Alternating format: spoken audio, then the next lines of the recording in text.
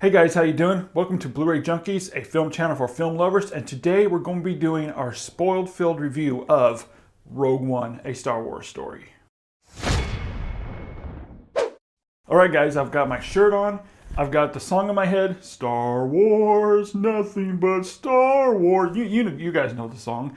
So let's get to it. Let's talk Rogue One. Now guys, this is a spoiler review, so I have to initiate the spoiler warning now.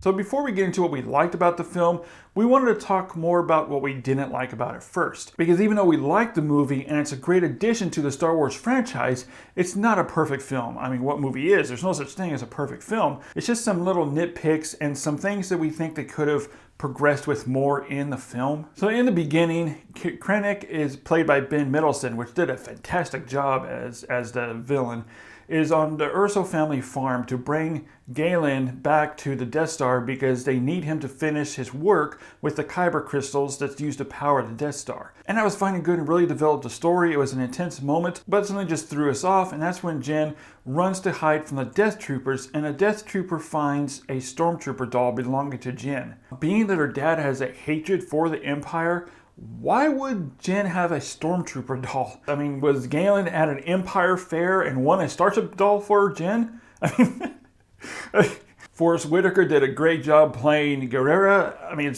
it's Forrest Whitaker. He does a great job in anything he's in.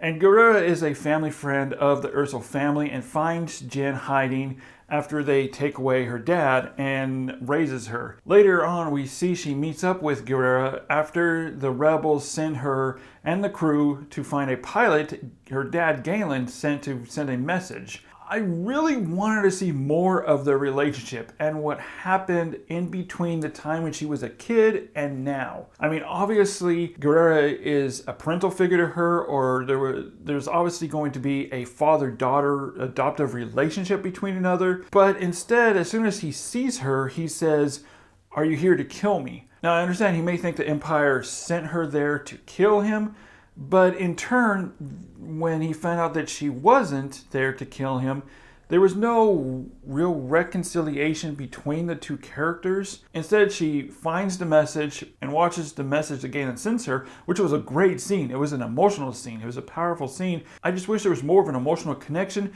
between Guerrera and Jen, especially when Guerrera dies. It would have been more impactful as Jen watches him die from the destruction of the Death Star, but instead, we just really never felt really any kind of closeness or bond between them.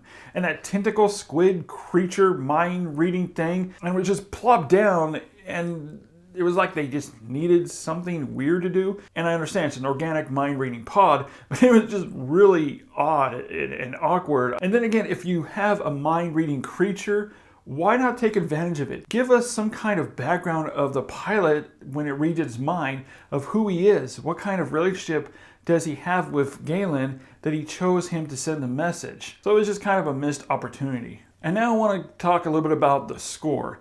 And it's not that we didn't like the score, it's a good score, but it does feel rushed, which it was. Michael Giacchino, who we're big fans of and have followed his career, was only given 2 months to write and record the score of the film after Alexander Desplat was booted out. And he did a good job concerning that, but it just felt rushed, and there was no iconic music that we tend to expect in a Star Wars movie. There was no Duel of the Fates type music during a battle sequence, which would have been awesome. True, it does have the classic John Williams Star Wars themes sprinkled throughout the movie, but other than that, his score just sounded kind of more generic action music. And then we have these characters, these characters that come in the movie that we're introduced to. We have the character that Donnie Yen plays, a blind, I don't know if he's a Jedi, but he's at least Force sensitive. And then his buddy that also, I guess, as a protector for him. And we know this in the movie that they're close friends. And this happens with other characters. We're not fed the details of who they are, their background, where they came from, except for Kazan, where he has a scene where he says that he was born into this and he was raised as a rebel since he was 6 years old fighting, and he's still doing it. That's really the only background that we get from him. But all the other characters, we really don't know anything about them. And I really wish they would have shown some kind of backstory with these characters, again, to give a more emotional impact. I mean, okay, everybody dies in this movie. So when they finally go out in a blaze of glory, there's really no emotional impact. At least I didn't feel there was any kind of emotional impact there because I didn't know who these people really were. Now, I have heard that if you've read the books and watched the animated series, you do get more of a backstory of these characters.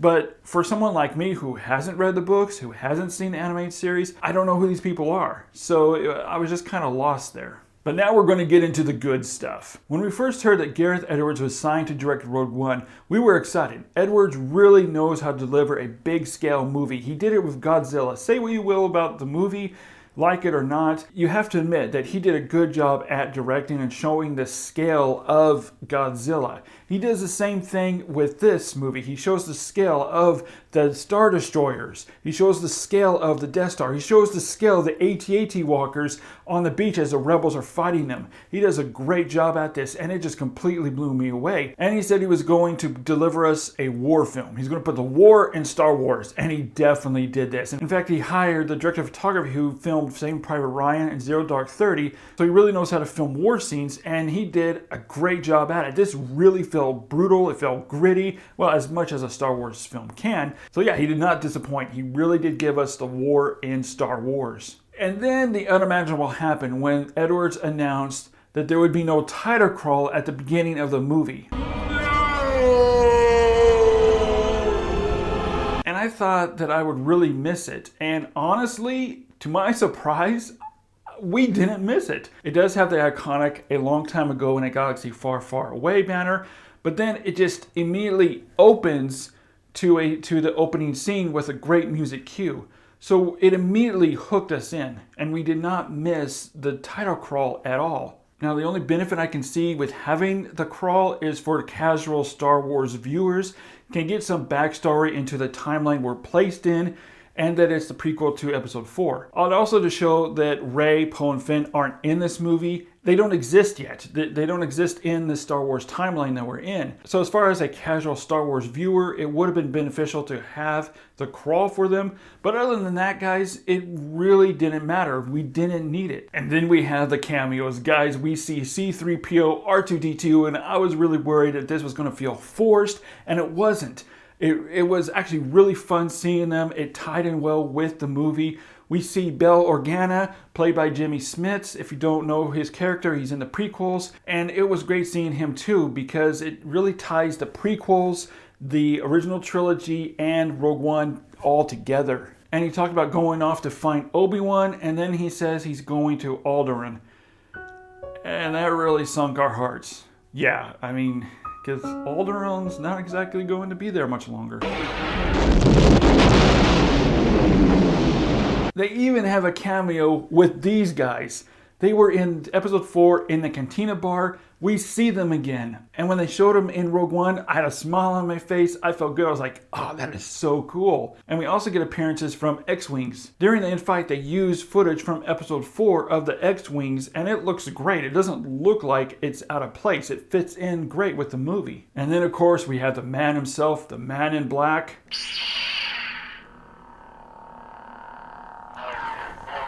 And that's kind of sort of similar to how he's introduced in the end sequence of this movie. We see him in the corridor just going nuts. This is the Vader we have been waiting to see for over 30 years. This is it, guys. We are finally seeing Vader completely unleash the Force. I mean, he's just wreaking havoc through this corridor of the ship, going after these rebels. He's walking through there. He grabs one guy by the Force, throws him up on the roof while he's killing other guys. There's a laser blast. He catches a laser blaster in his hand, and then he throws it back at them. He's walking along, and it's like he realizes, oh wait, I still have that guy up there. He takes a lightsaber, stabs him, then throws him at the other guys, and then he just walks on, just mowing these guys down. I mean, it was just awesome. This was what fans have been craving for, have been asking for so long. This scene was epic. It was awesome. It was brutal. So yeah, Vader appears in this film. He's not in it for very long, but when he shows up, it's just perfect. His first scene is with Kendrick when he's going to talk to Vader, wanting glory for himself about controlling the Death Star. What was awesome about this scene is not only did we see Vader, but we also saw Vader's castle. Now, if you guys don't know about Vader's castle, it's in the books. I'm not sure if it's in the animated series, but it is in the books, and it was awesome as a fan seeing for the first time his castle, not just his castle, but also inside his castle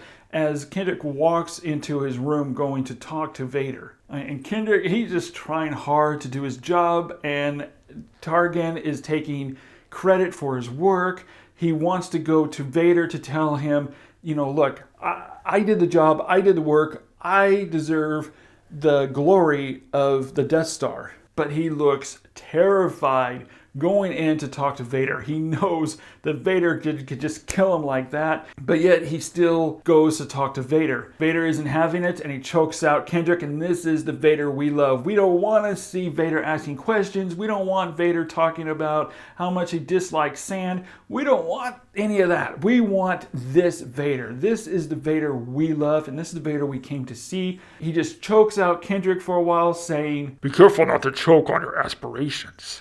Okay, yeah, I know that was a really bad impression. Really bad impression. And that scene reminded me of episode 4 when he chokes out the guy and says, "Apology accepted, Captain Nita." I mean, it was just perfect. It was a great callback. Gareth Edwards said that he was going to show Vader like we've never seen him before, and he completely delivered. And now I want to talk about Tarkin. It was awesome seeing in this movie. I really loved how they showed him from the back view with his face reflected on the window as he's looking out at the Death Star. However, the motion capture, at first it was good. I thought, whoa, this is awesome. They did a great job with motion capture.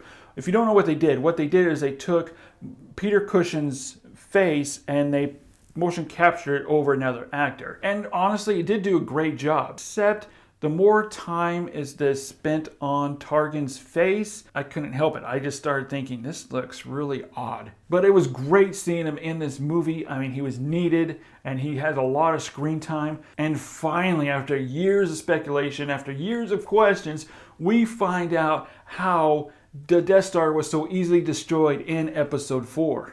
Galen is being forced by the Empire to build this death machine. He hates the Empire. He hates what he's doing, but he's being forced to do it. And what does he do, though? He comes up with a brilliant idea by making a failsafe. It's an exhaust port that leads into a reactor that can destroy the Death Star. And he hides it in the Death Star plans under codename Stardust that only Jen would know about and could find because he used to say Stardust to her, so she relates back to that. I mean, it's a simple idea, but it's also brilliant at the same time. And so now it's answered, and it was awesome. I love the way they did that. And then we get to see a ship that we haven't seen before in a Star Wars film, the Hammerhead ship. This thing was awesome how they used it. After they shoot the ion cannon disabling the Star Destroyers, they use a Hammerhead ship to ram one Death Star into another, crashing it down below onto the shield generator, destroying the shield generator. Yeah, that was just a great scene. And then at the very ending, we see Princess Leia. Again, a motion capture Princess Leia. I didn't mind this as much as Tarkin, I think because she didn't have as much screen time, so I didn't really notice it as much. And seeing the blockade runner at the ending, it just completely molded and tied into Episode 4. And I cannot think of a prequel that made a movie before it a better movie. After seeing Rogue One, you have to see Episode 4 because they're blending it so well. I rushed home, we watched Episode 4 again, and it was a different experience now that I've seen Rogue One, now that I've seen all the events that led up to Episode 4. It was a different experience. And that's never happened before with a prequel film. Well, I'm sure there's some other things that I probably forgot to mention in this video, but it's gone long enough. But I want to turn over the video over to you guys now. What did you think of Rogue One, a Star Wars story? Even if you didn't like it, I want to know what you thought of it. I want to know why you didn't like it. I want to know if you did like it, what are the reasons why you did like it. Let us know down below and let's discuss. As always, guys, thanks so much for watching. We hope you enjoyed this video. Stay tuned because I'm going to be putting together a video about the despecialized additions to the original Star Wars trilogy, which is the original theatrical cuts, and how you can download them. Yeah, so stay tuned for that. And also our most requested video in our explaining video series of Stranger Things. That video is going to be uploaded by the end of the weekend. We're also going to be uploading a retrospective spotlight biography video of Robin Williams and some other videos that we have coming up. So yeah, guys, thanks for watching. Leave your comments below, hit that like button, subscribe, and we'll see you in the future.